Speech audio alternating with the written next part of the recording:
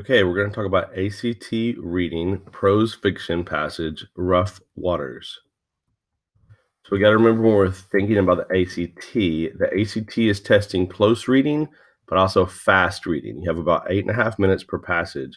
And honestly, many students won't be able to successfully read and answer an entire passage in 8.5 minutes and have time to bubble. You have a little bit of extra time for 1 minute extra on the whole test for bubbling, which you're going to probably need a little more than 1 minute to bubble well.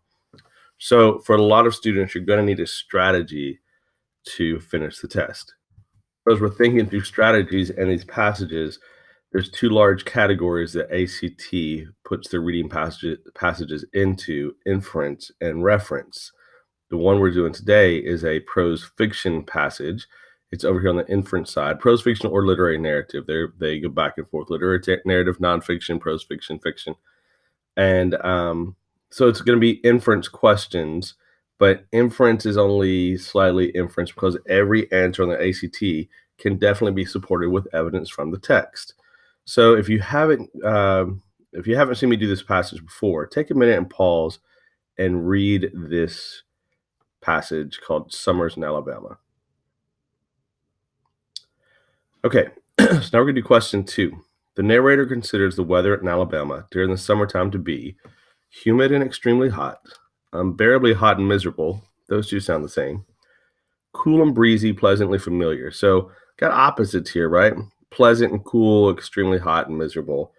If somebody who doesn't read the whole passage, they only read the intro sentences and skim, then they might choose choice H or J based on some of these things we see here: childhood memories, floating in the pond, cool. They're just looking for keywords.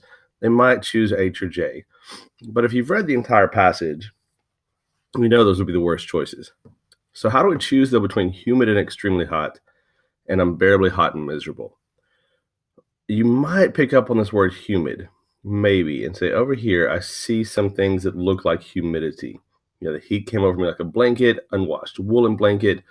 So maybe you get the answer by doing that. And you kind of luck into it if you did that way. The real reason comes down to this word unbearable. The answer is not G because it is bearable. The person did not die. They did not turn around and go home immediately. So they were able to bear the heat even though it was hot and miserable. So you have to remember with inference passages, any passage on the ACT, that every answer is supported by the text, so it's only loosely inference. There's 3 strategies I generally recommend in reading. The first is read and answer. If you are fast enough to get through the test, 8.5 minutes per passage, read and answering, it's about 280 words per minute, 100% that's your strategy. If not, you might want to go to this strategy, Google Summary. This is where you're going to read a little faster than you're comfortable with. And you might miss a few things. So you're going to write down 1 to 3 words about what you just read, like a Google search, right? So you only do 1 to 3 words when you're searching Google. So you're going to summarize the passage in 1 to 3 words. Mapping and answering is a strategy we can utilize on the science passages, social science, natural science. It doesn't work as well on the inference passages, prose fiction, and humanities. But it is a strategy we'll talk about with the science passages. Okay, so back to this passage, prose fiction, Rough Waters. This is the passage. Read it. As you read it, I want you to Google Summary, right? So Google Summary, remember, read each paragraph and briefly summarize each paragraph to make you read closer. And also when you're answering the questions, it helps you know where to look back. And here's my Google Summaries. My first paragraph, I said attempt to qualify. Second paragraph, he's alone but unsure. Third paragraph is about the boy cheering. Fourth paragraph, I said he's reflecting. Fifth paragraph is describing the time he got the flag. And this last paragraph, he's describing now, the present. Your words might have been different. The key is to help you recall where to go back when you're answering questions and know what you just read.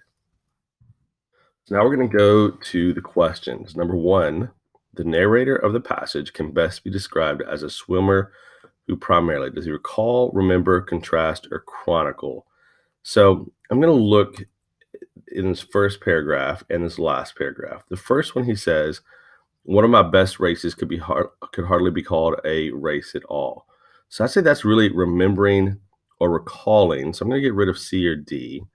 And in his last paragraph, he talks about the now, how it's what he's doing and how he got to that point.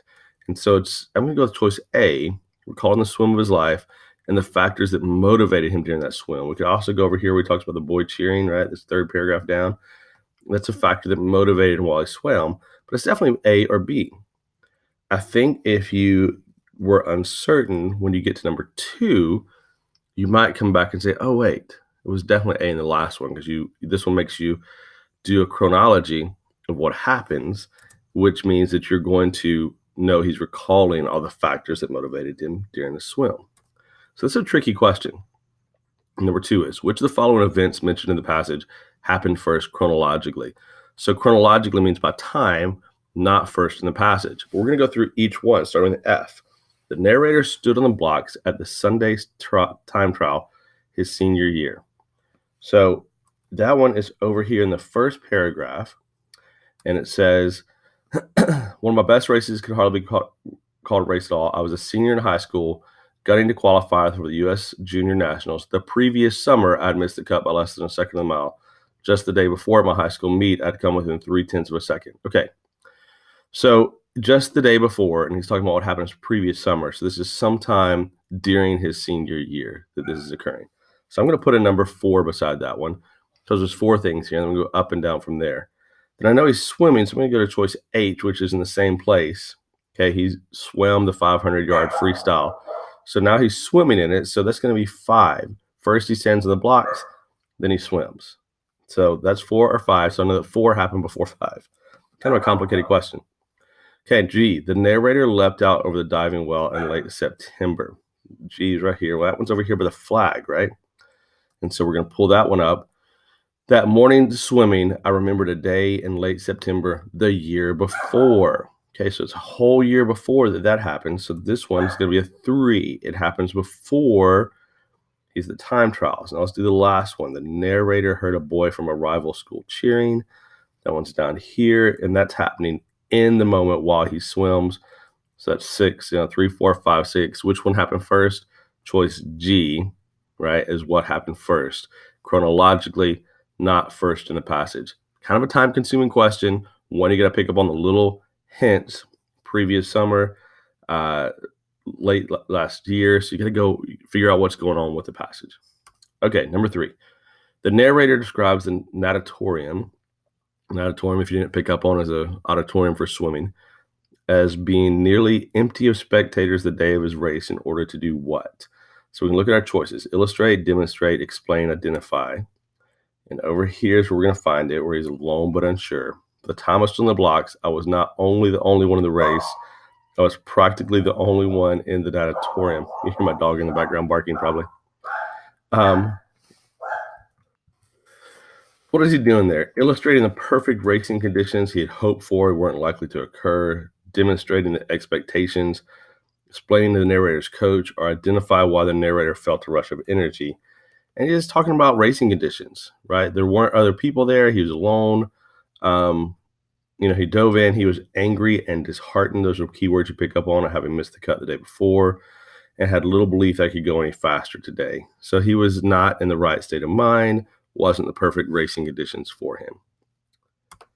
Number 4, the narrator indicates that when he swam the 1,000-yard freestyle in the time trials, the world for a moment seemed to. Okay, well, I remember this one. This is when he's reflecting, and it's a pretty easy one to remember. It says, sometimes a moment comes along and the world slows down.